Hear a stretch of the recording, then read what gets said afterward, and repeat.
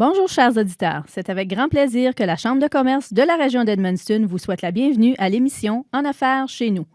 Mon nom est Marie-Ève Castonguay et j'aurai le plaisir d'être votre animatrice. Nous avons encore cette semaine d'excellents invités. Alors aujourd'hui à l'émission, nous recevons la ville d'Edmundston avec nul autre que M. Cyril Simard, notre maire. En deuxième partie de l'émission, l'entreprise membre de la semaine est Service Conseil Yves Tanguay Inc. et nous allons nous entretenir avec M. Yves Tanguay qui est propriétaire.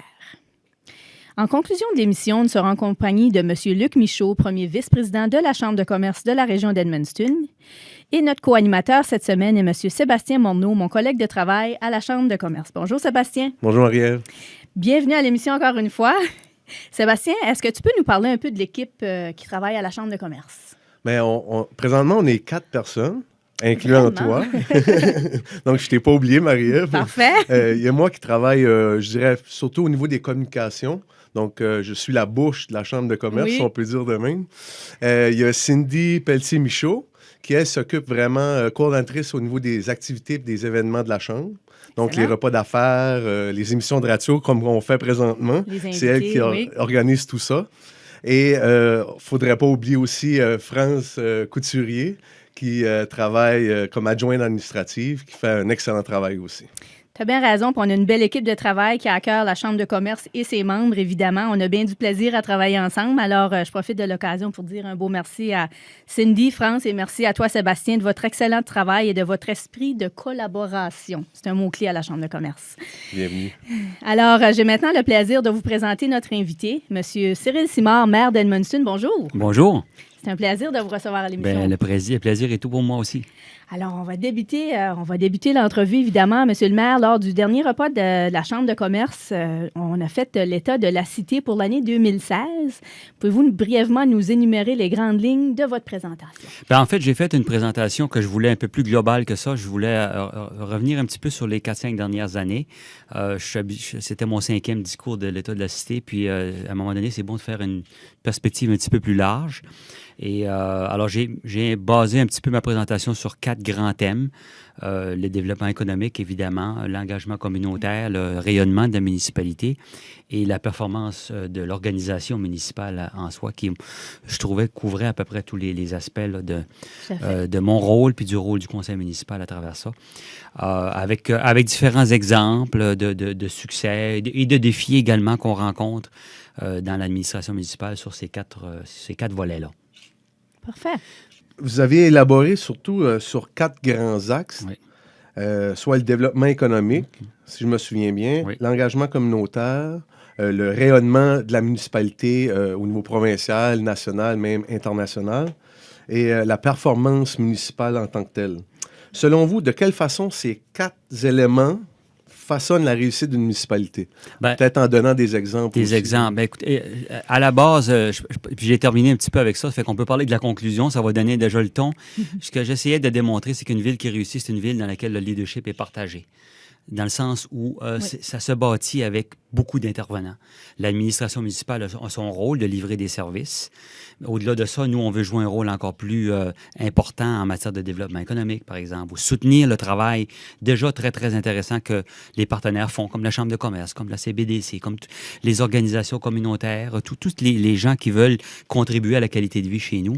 Alors, c'est un leadership partagé parce que ça ne vient pas que d'un seul endroit. Évidemment. Ça ne part pas seulement du maire, ça ne part pas seulement du conseil municipal ou d'administration, ça part d'un peu partout.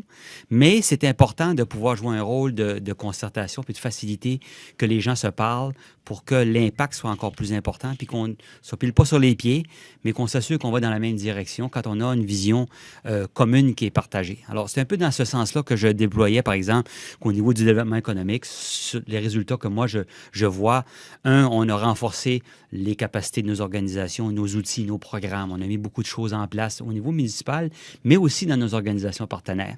Des programmes comme La Ruche, par exemple, que la Chambre de commerce chapeaute. C'est un bon exemple d'un nouveau programme qui s'arrime très bien avec la volonté qu'on s'est donnée comme communauté de travailler dans le domaine de l'entrepreneuriat. Okay? Alors ça, c'est un bon exemple au niveau du développement économique. Il y a aussi toute cette espèce d'alignement-là, c'est-à-dire qu'on a tous et toutes des rôles importants à jouer dans différentes sphères d'activité avec différentes entreprises ou organisations, mais c'est intéressant de pouvoir voir avec qui on peut travailler d'autres pour amener une valeur ajoutée. Alors ça, j'ai senti à travers le temps qu'on en a fait beaucoup plus. Et quand on a fait notre forum de communauté entrepreneuriale, c'était un bon exemple parce qu'on s'est tous mis ensemble, d'abord pour concevoir quelle sorte d'événement qu'on voulait, plusieurs organismes ensemble, tenir l'événement, puis là, on est en train de mettre en place le plan d'action. Puis même sans le plan d'action, il y a déjà beaucoup d'initiatives qui ont déboulé de ça Évidemment, et qui se sont mis en branle, qui nous aident. L'émission que vous organisez, c'est un autre exemple d'outils qu'on s'est donné pour parler davantage. Alors, sur le plan de développement économique, c'en est un. Évidemment, sur le plan du rayonnement, ça en est un autre parce qu'il faut savoir qu'on veut attirer vers nous le regard des gens de l'extérieur, des investisseurs, des gens qui s'intéressent, des touristes et ainsi de suite. Alors, ça ne se fait pas par magie, ça. C'est une façon de marketer, c'est une façon de faire le marketing de notre ville. Et ça, c'est l'utilisation des réseaux sociaux, c'est d'être une plus grande présence dans les médias, c'est d'avoir des positions crédibles quand il y a des enjeux qui sont présentés par les gouvernements ou des enjeux comme le pipeline, par exemple. Comment on peut s'assurer que notre discours est cohérent puis que les gens l'entendent et disent « OK, il y a quelque chose de solide là, on va aller voir ce qui se passe à Edmundston pour aller... et ça attire des gens à venir ici. Des fois, c'est des nouveaux arrivants qui veulent venir au Canada. Ben, ils entendent parler de nous dans les médias. Tout à coup, tu t'aperçois qu'ils viennent faire une visite ici, exploratoire. Oui. Tout à coup, ils se trouvent un emploi ou vont partir une entreprise. C'est une façon importante d'assurer le développement, de faire ce rayonnement-là. Évidemment, j'ai l'engagement communautaire, on en parle. On est chanceux d'être dans une ville où les gens font déjà beaucoup, beaucoup de choses. Impliqués dans toutes sortes d'organisations communautaires. On l'a vécu à travers le projet d'amphithéâtre et beaucoup d'autres projets où les gens sont là pour contribuer à la qualité de vie puis sont prêts à donner du temps, de l'énergie. Alors ça, c'est un aspect qui est fondamental sur lequel on veut continuer de travailler. Mais tout ça doit se mettre en branle du point de vue municipal avec une volonté de s'assurer qu'on gère bien les finances publiques, qu'on gère bien l'argent que les citoyens et citoyennes payent en taxes pour s'assurer qu'on livre des bons services de qualité, qu'on les améliore. On a fait beaucoup, beaucoup de travail à ce niveau-là.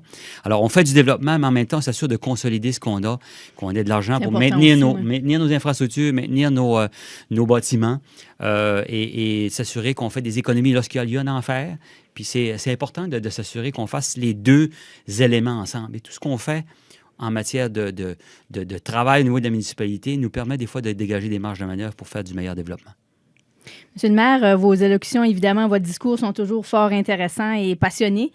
Mais nous devons passer une brève pause et avant de continuer cette belle discussion. Alors, nous serons de retour dans quelques minutes.